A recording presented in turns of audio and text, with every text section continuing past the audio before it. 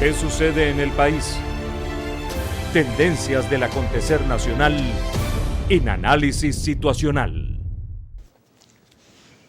Bienvenidos a Análisis Situacional. Les recuerdo nuestros nuevos horarios. Domingos 11 de la mañana y 8 de la noche y los lunes a las 8 de la noche. Hoy me acompaña William Castillo, viceministro de Políticas Antibloqueo, adscrito al Ministerio de Economía, Finanzas y Comercio Exterior. Fue viceministro de Comunicación Internacional de la Cancillería, director de Conatel, fue también presidente de TVES y presidente de Venezolana de Televisión, 2 veces viceministro del MINSI, es periodista de profesión y experto en comunicación política. Bienvenido, William, ¿cómo estás? Bueno, muchas gracias, Oscar, por esta invitación y bueno, un placer como siempre poder compartir un rato aquí contigo. Gracias por venir. Estás encargado del Viceministerio de Políticas Antibloqueo. Sí, es correcto, desde octubre más o menos del año pasado. Casi 9 de cada 10 venezolanos piensan que las sanciones afectan a todos los venezolanos, afectan su vida económica, familiar y personal. ¿Cuál ha sido el impacto real de la política de sanciones, de medidas coercitivas unilaterales que ha establecido el gobierno de los Estados Unidos contra Venezuela? Sí, es muy importante ese señalamiento que tú haces porque ese consenso que existe en el país también lo hemos identificado en la plataforma Patria. Recuerda que hace aproximadamente un año, para lanzar la ley antibloqueo, el presidente de la República hizo una encuesta sobre las sanciones, las medidas coercitivas en la plataforma Patria. Más de 18 millones de personas respondieron, el 90% respondió que afectaba su vida, que eran negativas para el país y pedían que el país se uniera para pedir el fin de las sanciones. Así que es bueno que haya ese reconocimiento. Es verdad que hay otras causas también que la gente en señala. los estudios Interlace más del 70% está de acuerdo con que se produzca un diálogo. Entonces es bueno que reconozcamos que ese hecho existe. Hubo una parte del país que se negó a reconocerlo. Ese es un hecho inédito, Oscar. Constituye la agresión económica unilateral, ilegal y de carácter criminal, así lo ha dicho las Naciones Unidas, no lo decimos nosotros, que rechazan cualquier tipo de medida coercitiva unilateral contra cualquier nación, uso de esos instrumentos, amenaza o uso de la fuerza. Ese es el concepto de Naciones Unidas. Entonces, esta política que se desarrolló fundamentalmente a partir del 2014 ha constituido la agresión más grande que haya recibido Venezuela en toda su historia. Venezuela ha recibido de parte de Estados Unidos, particularmente desde el 2014, 2 leyes aprobadas en el Congreso, 7 órdenes ejecutivas, más de 350 medidas contra personas, empresas, buques y aeronaves, y hemos identificado en la investigación posterior más de 150 medidas adicionales administrativas, castigos, persecuciones en el sistema financiero, confiscación de cuentas, confiscación de recursos, bloqueo de envíos alimentarios contra la economía venezolana, y además de todo eso, unas 90 y tantas licencias que funcionan más bien como un mecanismo de facilitar el retiro de Venezuela, porque las licencias son parte del esquema de sanciones. Entonces, ese cúmulo de medidas ha afectado duramente a la economía. Como ha dicho el presidente, producto de eso y producto inicialmente de 2014-2015 de la caída de los precios del petróleo, el Estado venezolano en los últimos 6 años perdió 99% de sus ingresos. Nos han sido arrebatadas 2 empresas, varias empresas más, pero fundamentalmente Citgo y Monómero. Citgo está estimado su valor entre 15.000 y 30.000 millones de dólares. Tenemos 2.000 millones de dólares en 31 toneladas de oro confiscadas en el Banco de Inglaterra, casi 1.000 millones de dólares en el Novo Banco de Portugal, 6.000 millones en 12 bancos internacionales bloqueados. La producción petrolera, producto de la persecución del bloqueo de la deuda a PDVSA, cayó casi más de una cuarta parte con relación al 2015. PDVSA ha dejado de percibir 102.000 millones de dólares por la caída de su producción y ha dejado... La caída de producción tiene que ver con las sanciones. Totalmente, porque en el 2017 se bloqueó totalmente la deuda de PDVSA. PDVSA no ha podido colocar un bono, no ha podido refinanciar su deuda. La República no ha podido refinanciar su deuda. Venezuela tiene importación de partes, tecnología también. Bueno, porque es que si bloqueado. En un país que ha dependido durante 100 años del ingreso público, del ingreso fiscal que se traduce en la economía en inversión, en obras públicas, en divisas para los importadores, todo eso se destruyó, todo eso se paralizó en un periodo de 5 años. Ningún país del mundo, Oscar, ha recibido tamaña agresión. Cuba tiene 60 años de bloqueo, Irán tiene 41 años de sanciones y bloqueo. La República Democrática de Corea 30 años, Siria hay más de 30 países que tienen medidas de bloqueo. Y en 5 años... Rusia, China tienen medidas de sanciones. Pero en 5 años, hay más de 30 países que tienen medidas coercitivas unilaterales. Pero en 5 años, Venezuela es ya hoy el 6º país con personas sancionadas. El 5º país en empresas sancionadas con más de 100 empresas sancionadas. El 2º país en aeronaves sancionadas con 56 y el 3er país en buques sancionados con 53. Entonces, nadie, ninguna economía aguantaría un ataque de eso en un periodo tan corto de tiempo y esté hoy de pie su gobierno, su pueblo, su economía reconstruyéndose. Hay que evaluar y hay que reflexionar profundamente sobre esos hechos. Las respuestas del gobierno bolivariano, la ley antibloqueo. Sí, la ley antibloqueo, ya sabes, el presidente la propuso al país en septiembre del año pasado, fue aprobada por la Asamblea Nacional Constituyente en la segunda semana de octubre del año pasado. Es una ley constitucional que es muy importante. Nosotros hemos estado haciendo un esfuerzo, la vicepresidenta, el propio presidente ha estado haciendo un esfuerzo muy importante para difundir los beneficios. Hoy tenemos un Centro Internacional de Inversión Productiva, básicamente, para resumirte la ley es un mecanismo que crea un sistema especial, temporal, para permitir la producción, para permitir la inversión nacional y extranjera en la economía mediante una protección jurídica contra las sanciones. Es decir, podemos reconstruir la economía, podemos recuperar como se viene recuperando la producción petrolera. Acaba de salir la cifra de junio y estamos ya casi en 700.000 barriles de acuerdo a la OPEP. Tuvimos en el peor momento de las sanciones, en el año 2019-2020, tuvimos 350.000, 340.000 barriles de petróleo. Hoy hemos más que duplicado esa producción y la meta para fin de año es llegar a 1,5 millones.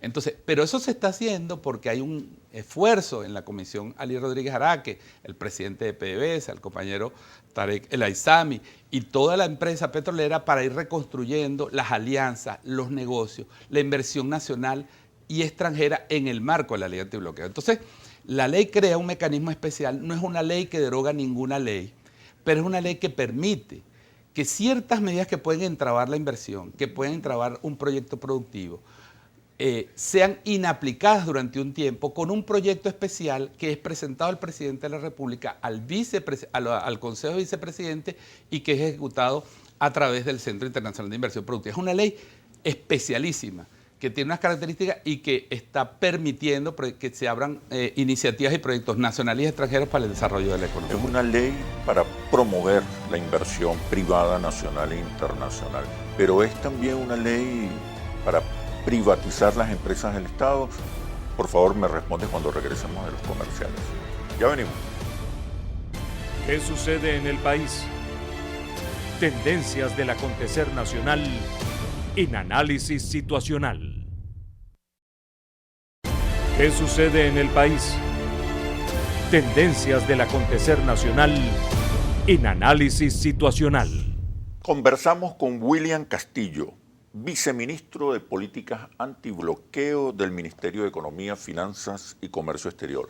Te preguntaba acerca de la ley antibloqueo. ¿Es una ley para privatizar? ¿Es una ley para promover la inversión privada?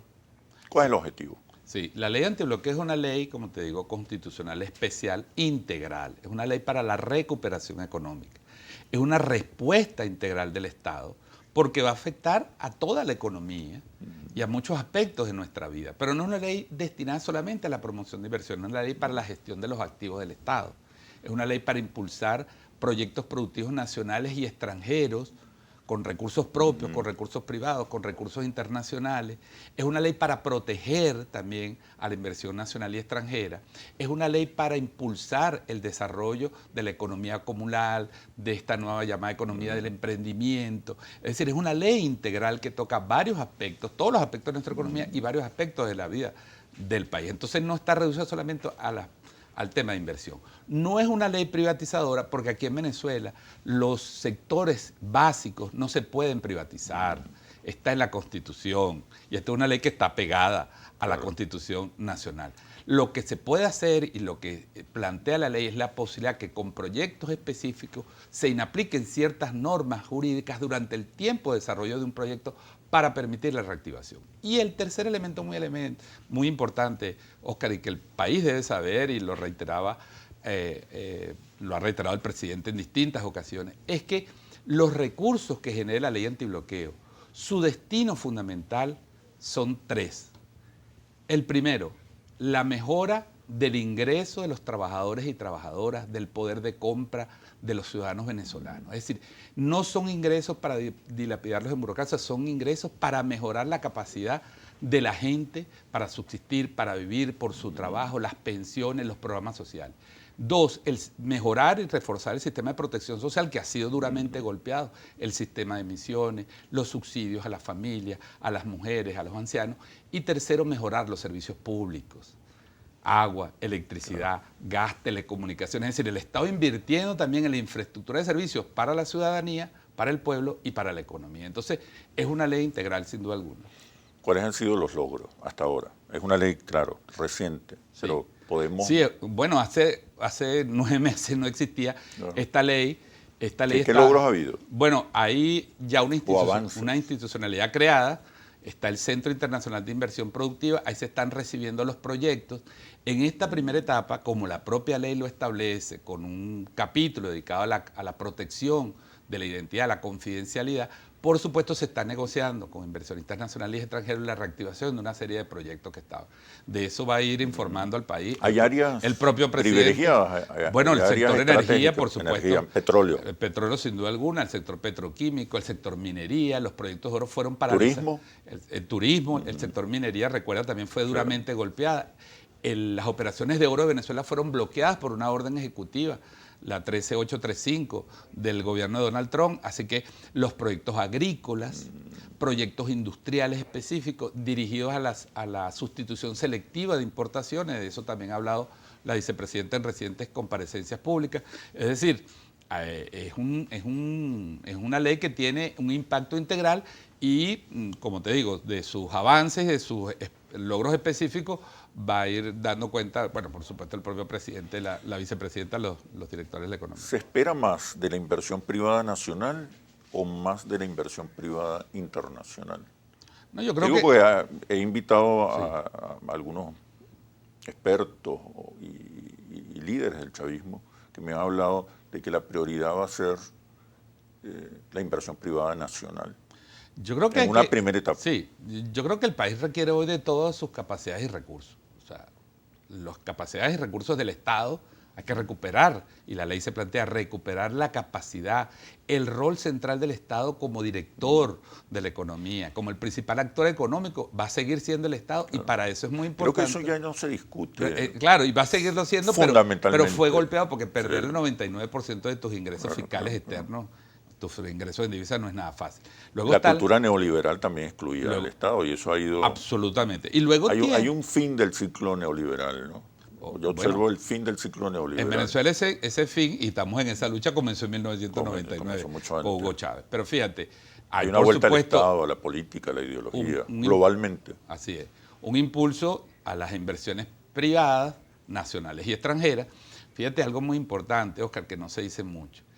El sector privado venezolano en su conjunto, sectores pues privados, han acumulado en el extranjero más de 400.000 millones de dólares en los últimos 50 años. Sí, impresionante. ¿De dónde se ha alimentado fundamentalmente eso? No es de la rentabilidad de la empresa privada, es de los ingresos del Estado. La renta petrolera. La renta petrolera, el financiamiento, los créditos no pagados y los regímenes de cambio que han beneficiado con millones de dólares a la empresa privada. No te estoy diciendo que es que no hayan invertido y no hayan trabajado. Lo que te estoy diciendo es que hoy el sector privado tiene la capacidad, con sus propios recursos, de invertir en Venezuela y romper su dependencia estructural del Estado para que el Estado pueda dedicar sus recursos fundamentalmente al desarrollo social, al desarrollo de la calidad de vida, al salario, a los ingresos, a las pensiones, a la seguridad social. Entonces habría un equilibrio, que es lo que se busca, entre una economía sustentable, dependiente, con capacidad de exportación, con apoyo de política arancelaria, con políticas de Estado,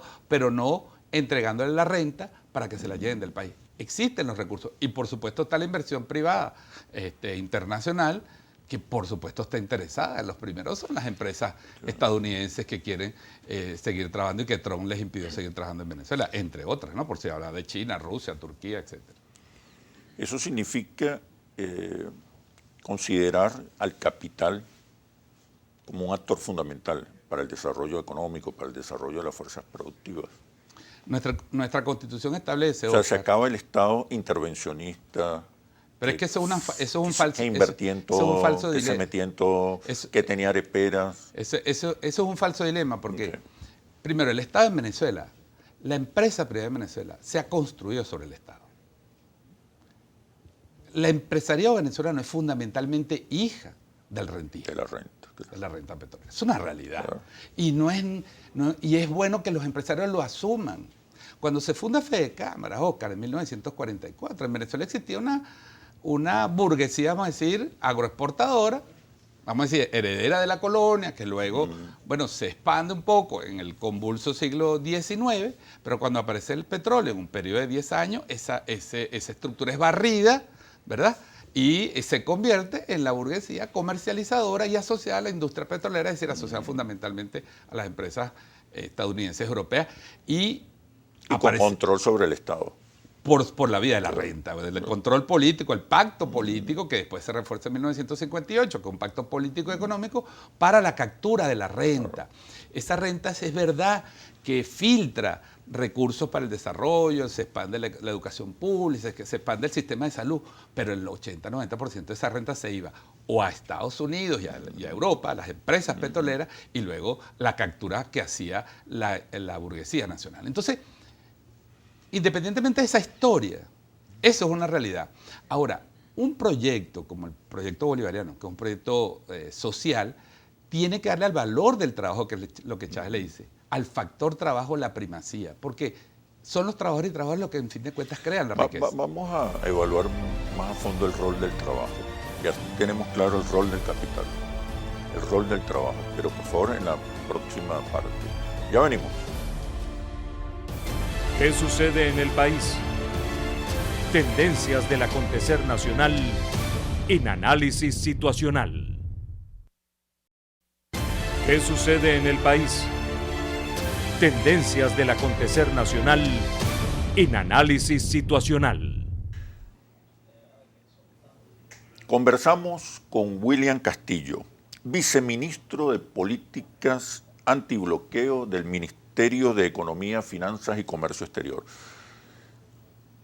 Se ha establecido una legislación para promover la inversión privada nacional e internacional, específicamente la ley antibloqueo, pero también está por aprobarse la ley de zonas económicas especiales. O sea, hay un conjunto de instrumentos legales para ofrecer todas las garantías jurídicas, toda la seguridad jurídica necesaria y las oportunidades para hacer negocios en Venezuela. ¿Dónde queda el trabajo?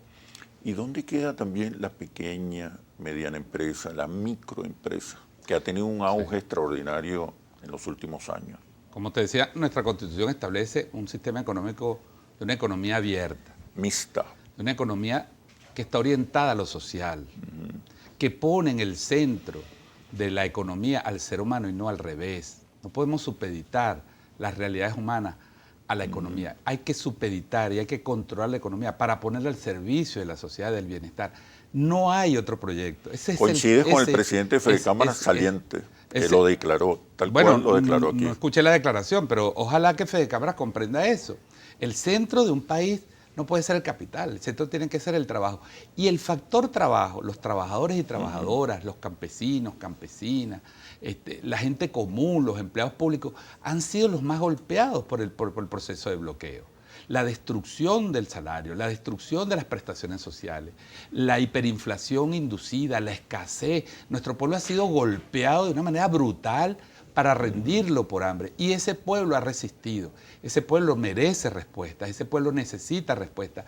Y la ley antibloqueo pone como principal objetivo de la recuperación económica, la recuperación del bienestar de la sociedad, del pueblo venezolano. Así que no hay contradicción entre un discurso y otro. Aquí no se trata de ningún viraje ideológico, aquí no se trata de ninguna tradición, aquí se trata de profundizar el proyecto social, la visión humanista y socialista de la Revolución Bolivariana con las realidades económicas donde nos ha conducido una agresión económica inédita en nuestra historia. Socialismo con mercado, socialismo con capital. Se suele, Oscar, se suele establecer ese debate en términos muy paradigmáticos. Los chinos lo han resuelto de una manera muy china. Muy china, muy de ellos. Es decir, ellos dicen, bueno... Socialismo con peculiaridades chinas. Sí, y tienen... O socialismo de mercado, también dicen. Sí, hay quienes han dicho, por ejemplo, que los chinos, que lo dijo Deng Xiaoping, no importa si el gato es blanco o es negro con tal que case ratones. Pero a mí lo que más me ha impresionado de esa filosofía china, me lo dijo un dirigente de la economía china en una visita allá, con ese debate de socialismo, de mercado, etcétera, que si el Estado, más mercado, menos mercado. Él dijo, nosotros estamos totalmente de acuerdo que el mercado controla la economía, pero al mercado lo controla el Estado. Claro. Es decir, hay que gobernar con el mercado. Hay que gobernar. Pero no se puede gobernar contra el mercado. No se puede gobernar contra el mercado y el mercado no puede ser un instrumento para destruir la sociedad. ¿Qué es lo que ha pasado en Venezuela, Oscar? Es que se ha utilizado la economía para destruir al país por un plan político. Y aquí la única forma de llegar al poder es una forma constitucional.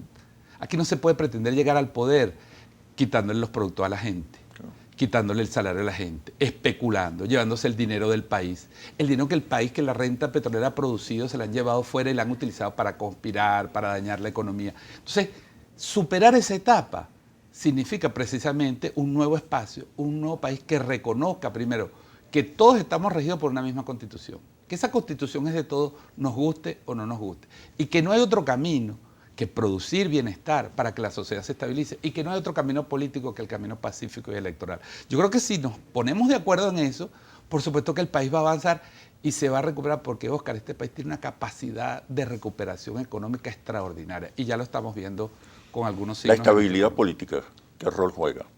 No, fundamental. En este proceso de recuperación de la economía. Fundamental, Oscar, porque el bloqueo estuvo dirigido a producir en Venezuela una guerra, a que nos matáramos.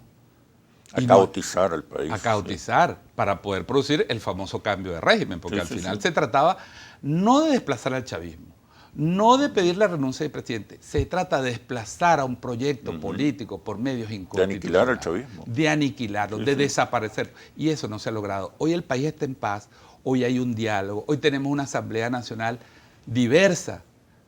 Quisimos que fuese más participativa, pero hubo un sector de la sociedad que no quiso participar. Bueno, hoy ese sector está diciendo que va a participar. Bueno, que se elijan los gobernadores que la gente quiera, que se elijan los alcaldes que la gente vote o que les parezca mejor su propuesta, pero que luego podamos todos enfrentarnos a ese bloqueo como nación, como lo ha hecho la Asamblea Nacional hace poco, una resolución histórica, porque fue la Asamblea del 2015 la que pidió y hizo lobby y se ha beneficiado de las sanciones y de la industria de las sanciones que hay en Venezuela. Y esta nueva asamblea, con representación diversa, repito, de oposición y gobierno, ha pedido también el fin de las sanciones. Yo creo que si el país se une para pedir el fin del bloqueo y las sanciones, la estabilidad política se va a convertir no solo en una normalidad que ya la hay en Venezuela, sino que va a impulsar el desarrollo económico del país. ¿Tú observas en ese contexto el surgimiento de una nueva élite empresarial más patriota, más nacionalista, más sensible desde el punto de vista social, más comprometida socialmente? Ojalá en Venezuela nunca haya más élites de ningún tipo. No haya más élites económicas, no haya más élites políticas. El país de las élites se tiene que acabar. Nosotros tenemos que ir al país comunal, al país de la comunidad. Pero la respuesta del empresariado, ¿cómo la evalúas frente a todas estas iniciativas? Bueno, yo creo que ha habido gestos importantes en esta última directiva.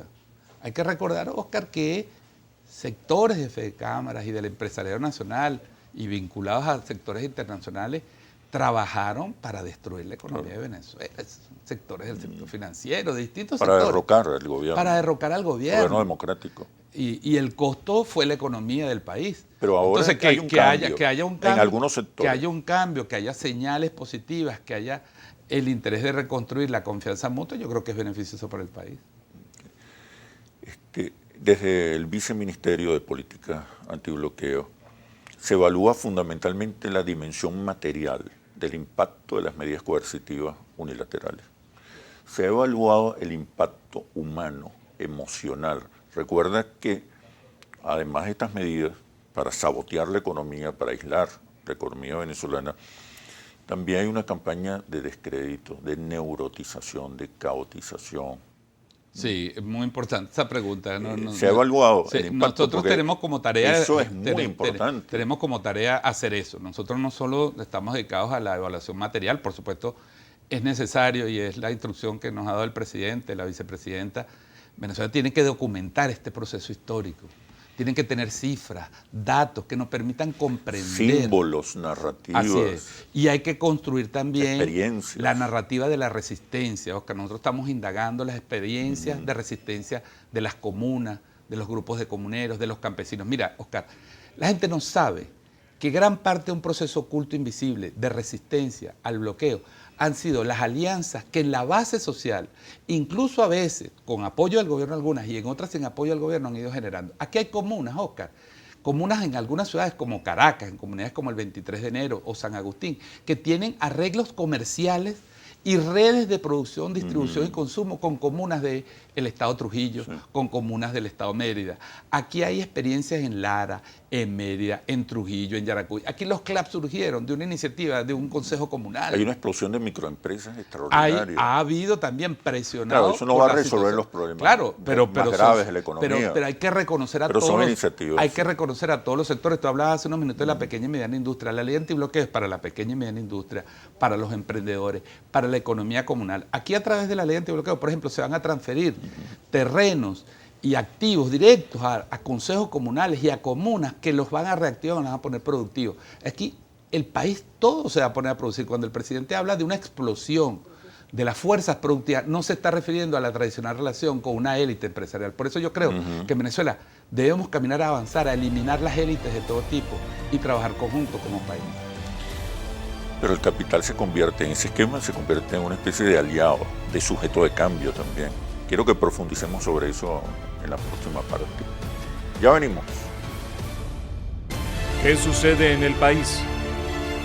Tendencias del acontecer nacional en análisis situacional. ¿Qué sucede en el país? Tendencias del acontecer nacional en análisis situacional. Te preguntaba, William, acerca del rol del capital. Está claro que hay un rol estratégico del Estado, que no puede ser subestimado. Un rol estratégico del mercado, del Estado, que es el que establece la dirección de la economía. ¿Okay? Pero hay un rol del capital. ¿Es el capital hoy un aliado de la revolución? ¿Es el capital hoy, más que un invitado, un sujeto de cambio? Fíjate, para eso, responder esa pregunta hay que resituarse en y quiero agregar cierto debate que está surgiendo globalmente. Kamala Harris, la vicepresidenta de Estados Unidos, habló de un capitalismo inclusivo. En Davos habló de un nuevo contrato social. El presidente de Argentina, Fernández, habló en estos días de la necesidad de un neocapitalismo. Se vuelve a hablar del capitalismo con rostro humano. En Estados Unidos se adelantan algunas reformas, sobre todo en el campo de los impuestos, una reforma tributaria para pichar más a las grandes fortunas y dirigir todos esos recursos al bienestar social. Sí.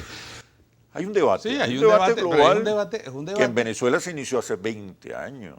Y en el mundo se inició hace 2 siglos, Oscar, porque cuando los teóricos antes de Marx decían que la economía era el reino de las necesidades, que la gente era ambiciosa y que el problema existía porque había gente que quería tener cosas y otros se las daban. Y ese era el planteamiento desde Adam Smith en adelante. Marx descubre que la lucha de clases es el motor de la historia porque hay gente que tiene algo, se apropia del trabajo de otros, los explota y se apropia de parte de la vida a través del trabajo alienado y de la plusvalía del trabajo de esa persona y genera una tensión en esa sociedad.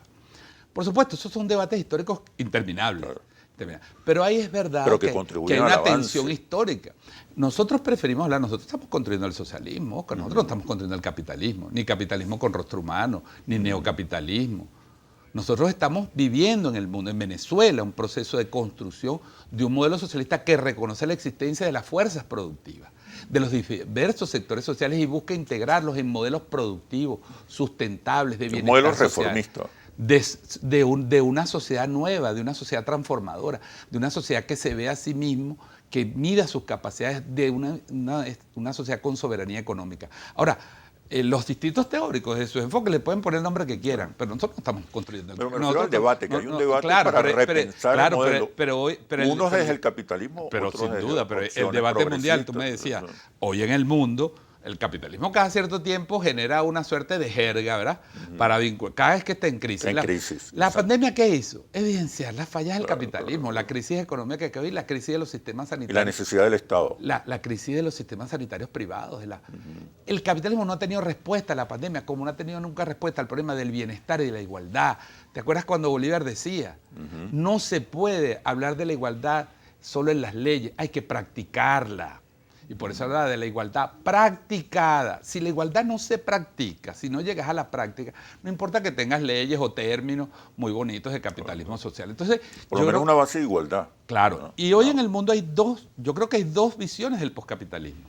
La visión multipolar, que está de Moscú hacia el este, ser un país, un mundo donde se puedan convivir polos. El mundo del que habló Chávez, del mundo multipolar.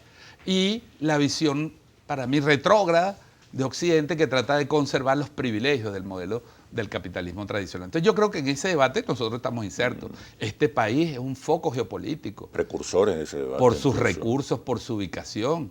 Venezuela está jugando en el tablero. Chávez puso a Venezuela en el tablero de la geopolítica y la geoeconomía mundial. Y yo creo que eso es una ganancia para el país. Yo creo que en ese debate, que no está cerrado, yo no lo pienso cerrar, lo tenemos que ir construyendo colectivamente en Venezuela. ¿Hay ese debate en el chavismo y en el gobierno bolivariano? Yo creo que hay un debate sin duda alguna. Tú estás viendo lo que se está debatiendo hoy. Hay sectores que critican una política, sectores que critican otra. Hay un debate en la Asamblea Nacional. Hay un desarrollo legislativo aguas abajo de la ley antibloqueo, con la ley de zonas económicas especiales, con la ley del emprendimiento, con las leyes de la ciudad comunal. Es decir, Venezuela sigue en una efervescencia ahora legislativa y en un debate nacional y social sobre todos esos temas. Yo creo que esa es la virtud de una sociedad. Nosotros tenemos que sentirnos felices de vivir en una sociedad así.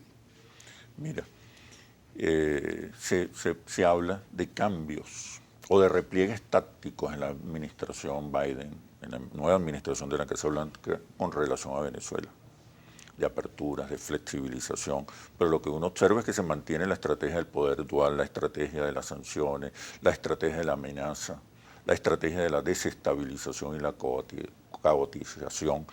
Pero por otro lado, el conflicto en Venezuela es fundamentalmente un conflicto entre nuestro país y los Estados Unidos. ¿Es posible un diálogo en estas circunstancias? Sí, nosotros hemos dicho al país, el presidente lo ha expresado, Chávez lo expresó muchas veces, ¿no? Es un conflicto entre Bolívar y Monroe. Las dos grandes doctrinas del siglo XIX sobre la geopolítica en este continente, una la dictó Simón Bolívar y otra la dictó Monroe. América para los americanos, y Bolívar dijo la patria grande latinoamericana, la república soberana e independiente, que como decía Bolívar, le mostrará al mundo antiguo las majestades del mundo moderno. Chávez, Bolívar veía nacer en América un nuevo mundo, pero un nuevo mundo propio, soberano. No el nuevo mundo descubierto, no el nuevo mundo colonizado. Entonces, ese debate entre soberanía y sujeción... Y señalaba la amenaza que representaba. Sigue siendo el debate Unidos. Central. Recuerda lo que dijo Perón en los años 50. El año 2000 nos conseguirá dominados o liberados. ¿Cómo nos consigue el año 2000? Bueno, el año 2000 nos consiguió luchando. Sí. Recuerda la década prodigiosa 2000-2010. Y una ola progresista que regresa. Una ola progresista. Después vino la reacción del sistema, la reacción del imperialismo, del hegemón, la política de rediseño de América Latina, los golpes de Estado, las misteriosas muertes de algunos presidentes, los golpes de Estado contra Dilma Rousseff, contra Fernando Lugo, contra Zelaya. Hubo una contraofensiva neoliberal y hegemónica que hoy se recupera, que terminó con el golpe de Estado de Evo y Bolivia recuperó en un año su democracia. Hoy vemos movimientos de izquierda fortalecidos, aunque no sean poder sociales, en Ecuador, movimientos sociales en Colombia, en Chile. Vemos a presidentes como Aldo, vemos a presidentes como Fernández, que con las diferencias el que Grupo Puebla. El Grupo Puebla es la consolidación. Sí, es un espacio interesante. Es como dicen varios teóricos esto, seguimos siendo una región en disputa. Ahora, la administración Biden tiene un desafío. O se ancla en las políticas tradicionales, las políticas de sanciones, hoy contra Nicaragua, contra Cuba, los extraños sucesos de Haití, la agresión contra Venezuela que sigue por medios indirectos utilizando a Colombia, utilizando a otros países y otros recursos, el paramilitarismo, el narcotráfico, o se dedica, si es que cree en verdad en una América Latina nueva, en una nueva relación con América Latina, a reconstruir lazos de diálogo y de respeto, que es lo único que ha pedido Venezuela en estos años. Diálogo con respeto, asociaciones incluso para la producción, para el trabajo, con respeto a Venezuela. Venezuela no es propiedad de nadie, Venezuela no es una franquicia. Nosotros no vamos a entregar este país. La posición de Venezuela es no pertenecer a ningún bloque, sino mantener autonomía, relaciones con todos los bloques.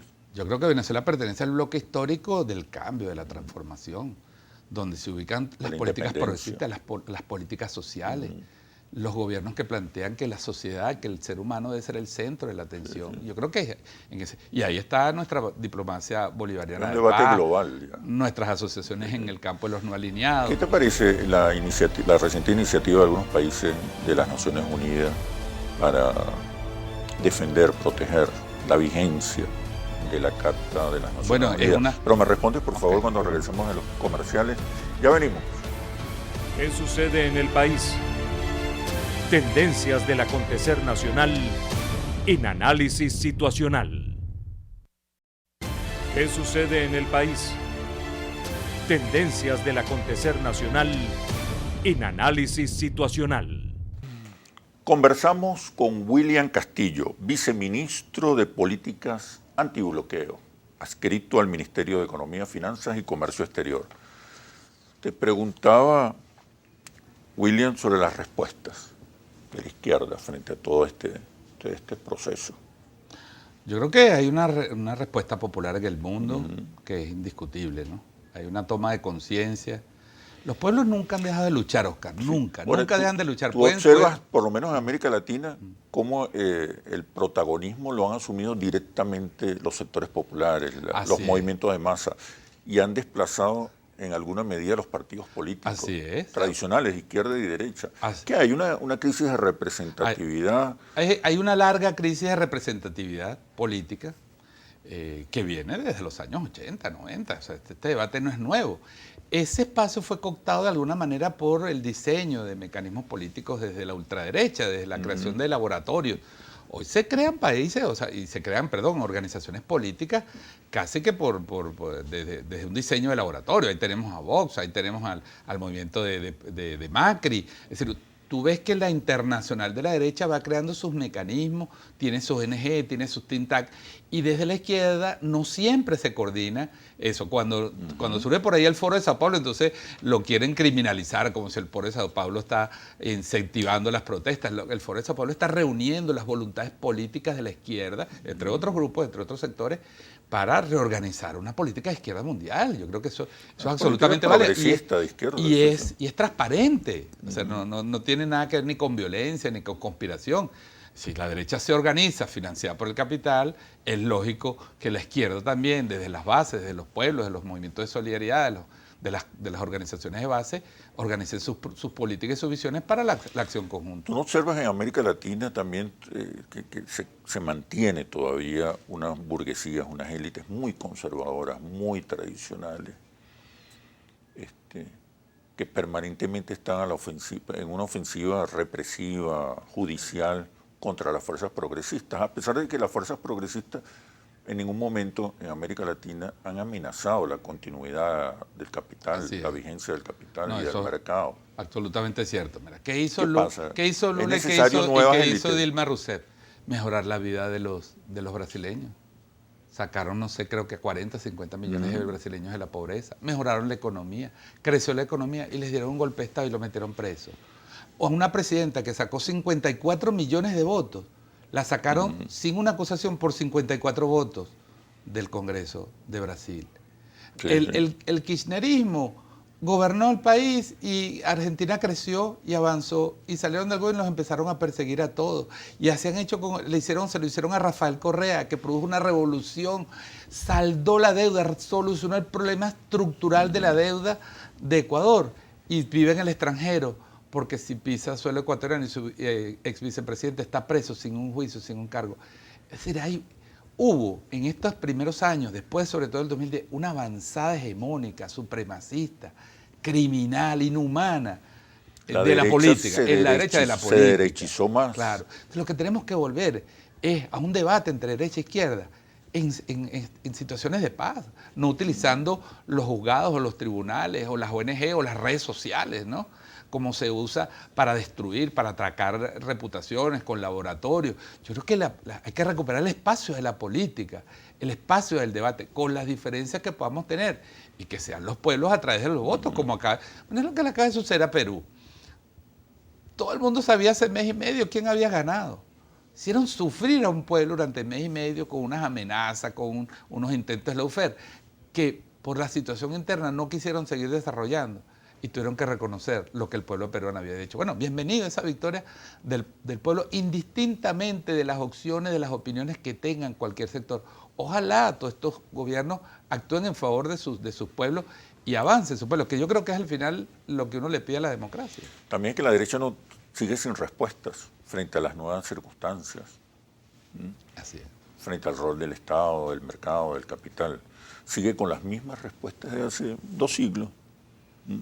Y porque los modelos fracasaron. El modelo y aún fracasó. Fracasan Así e insisten. Y en el caso de Venezuela han insistido permanentemente en la estrategia insurreccional, que hoy aparentemente ya está superada.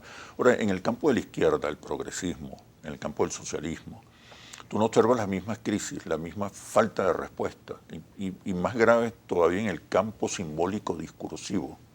Sí, yo creo que sí. Incluso la revolución bolivariana, ¿no te parece que todavía tiene el mismo discurso de hace 20 años y tiene que renovar frente a las nuevas circunstancias, renovar su discurso y su propuesta y convertirse nuevamente en una fuerza de cambio? Pero es que yo creo que, fíjate, el debate político y la vida política es un proceso de cambio permanente. Creo que el discurso de la revolución se ha ido profundizando y se ha ido mejorando. Yo veo una revolución más fortalecida en lo ideológico, una revolución que tiene, por ejemplo, más conciencia de los problemas económicos, una revolución que está consciente de la necesidad de la transformación profunda del modelo rentista.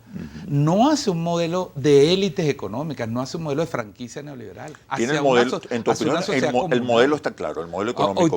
Hoy tenemos un discurso comunal y una práctica comunal que la mayoría del país desconoce, pero que está ahí. Hoy tenemos una conciencia mayor de lo que es el diseño de un modelo social inclusivo, que los subsidios deben ser directos. Tenemos una plataforma que la hemos desarrollado tecnológicamente única en el mundo, que está siendo visto como ejemplo por otros países, porque consiste en un modelo de relación directa entre el Estado y el ciudadano. Hay quienes dicen que son respuestas obligadas, dadas las circunstancias. Bueno, pero en la vida política tú actúas por convicción, actúas por obligación. A Venezuela no esperaba estar en un bloqueo económico y en perder 99% de sus ingresos. Oscar, a finales de 2013, a final del año de la lamentable pérdida del comandante Chávez, todos los indicadores económicos de Venezuela estaban estabilizados. El dólar, la producción petrolera, las perspectivas. El Fondo Monetario decía que íbamos a crecer.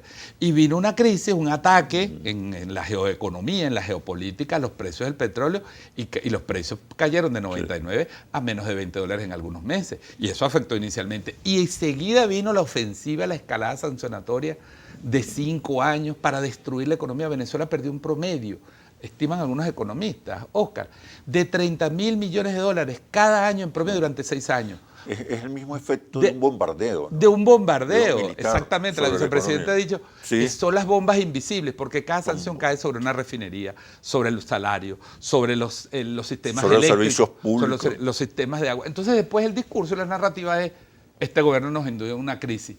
Y resulta que las condiciones económicas nos las negaron.